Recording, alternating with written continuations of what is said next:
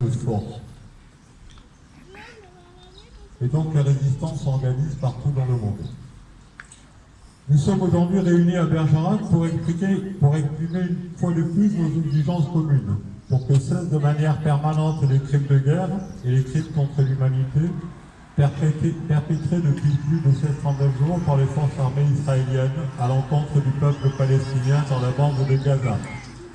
Pour que cessent aussi les exactions néocoloniales d'apartheid en Cisjordanie ou encore les interventions militaires contre le Liban ces dernières heures, comme celles perpétrées contre l'Iran, entre autres. Je viens d'indiquer entre autres car la liste des mépris systématiques affichés par le gouvernement néofasciste de Benjamin Netanyahou à l'égard du droit international en diverses manières pourrait pourtant être longue et fastidieuse, et pourtant tous ces faits sont dûment renseignés depuis des centaines et des centaines de jours. 709 jours sont autant d'heures et de jours qui auraient dû être mis à profit par le président de la République, ses gouvernements et ses ministres successifs pour prendre des mesures politiques concrètes, adaptées à cette situation hors norme, afin que l'intervention internationale à différentes échelles puisse peser pour faire cesser l'ensemble de ces atrocités qui résultent des peuples du monde entier. Peuples et citoyens du monde entier qui, eux, agissent pratiquement, concrètement, depuis les premiers jours.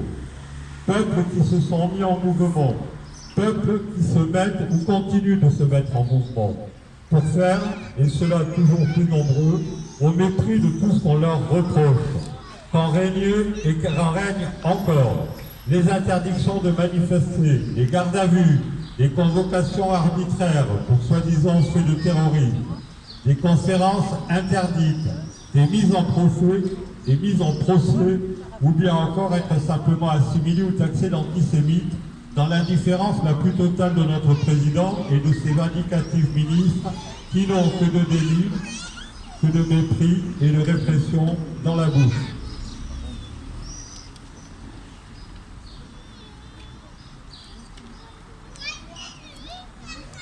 La France, oui, son président, ses gouvernements, ses ministres passés et présents, que font-ils concrètement face à une actualité pressante que même les médias conciliants ne peuvent plus taire?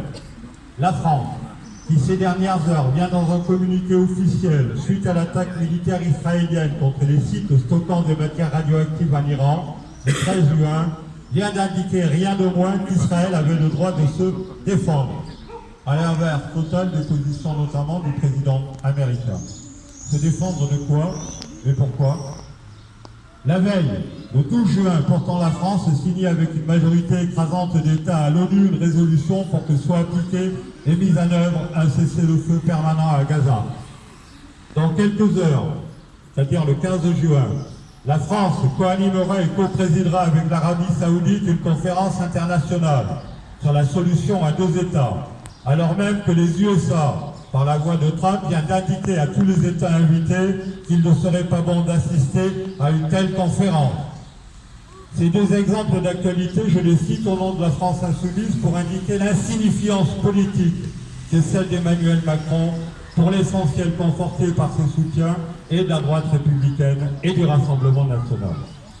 Le en même temps si cher à Emmanuel Macron se transforme en ambivalence entre les paroles et une ambivalence entre les actes concrets. Insignifiance, car les charges contre cette ambivalence s'accumulent ces dernières heures et qu'il commence à y avoir le feu à tous les étages. Après l'intervention des dockers de Marseille qui ont bloqué l'envoi de conteneurs contenant différents matériels militaires à Israël, le gouvernement réfute les faits ou tergiverse. Mais, ces tergiversations sont remises en cause par, d'une part, un rapport rendu public par une ONG internationale qui indique que la France n'a cessé de vendre du matériel militaire à Israël pour un montant financier de plusieurs milliards ces dernières années jusqu'à ce jour. Mais, d'autre part, révélé par les journalistes de Blast, dont un est encore retenu en Israël.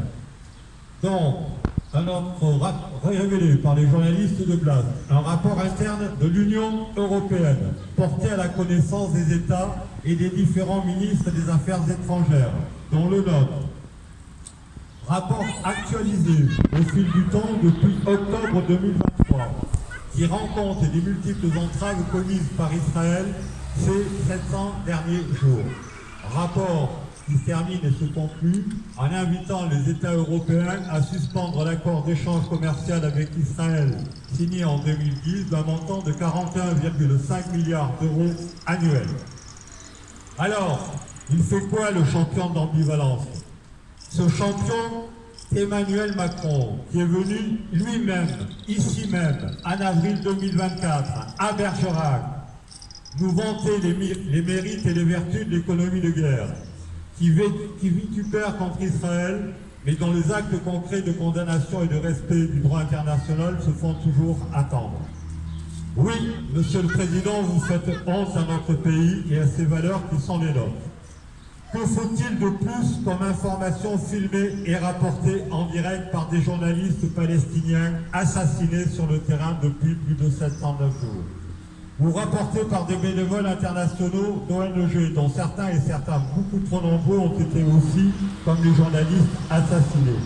Empêchés de pouvoir porter sur place assistance et secours aux populations palestiniennes par faute de moyens dotés aux entrées terrestres comme maritimes. Oui, blocus maritime dont vous semblez découvrir l'existence.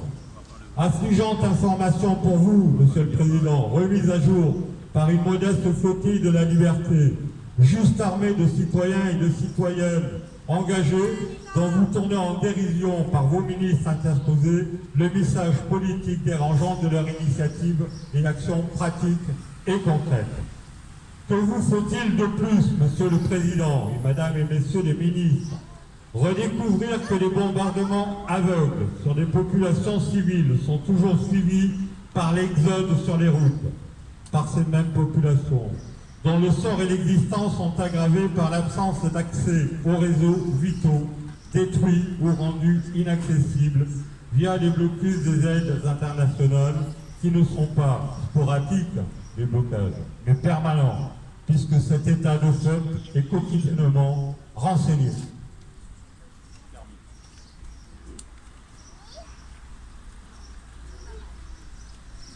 Que vous faut-il de plus? D'attendre que le tiers de la surface déjà annexée du territoire de Gaza par les forces militaires d'Israël ne soit plus simplement un tiers, mais tout le territoire de Gaza, et d'attendre en bonne et due forme la déportation totale de la population civile gazaouie? Vous êtes pathétique et totalement irresponsable, Monsieur le Président, alors que ce week-end même, des milliers de citoyens en mouvement depuis les pays du Moyen-Orient se présenteront, accompagnés à leur tour par des milliers de citoyens internationaux, devant les portes du blocus terrestre en Égypte, pour faire tomber ce blocus. Vous ne faites rien. Alors même que cette semaine, le gouvernement de M. Netanyahou a vu passer de près une menace de dissolution dans l'Assemblée de la Knesset, et que la même menace de dissolution sera mise en œuvre la semaine prochaine dans ce pays même où les exigences de cessez-le-feu deviennent chaque jour qui passe quasiment majoritaires dans la population israélienne. Mobilisation citoyenne israélienne que nous saluons et que nous soutenons. Vous n'avez, Monsieur le Président et cher ministre, aucun mot à dire sur les propos tenus le 12 juin par un ministre fanatique d'extrême droite de ce gouvernement israélien qui appelle à l'insurrection pour annexer la Syrie, annexer le Liban, annexer Gaza. Rien de moins la veille des tirs meurtriers en Iran.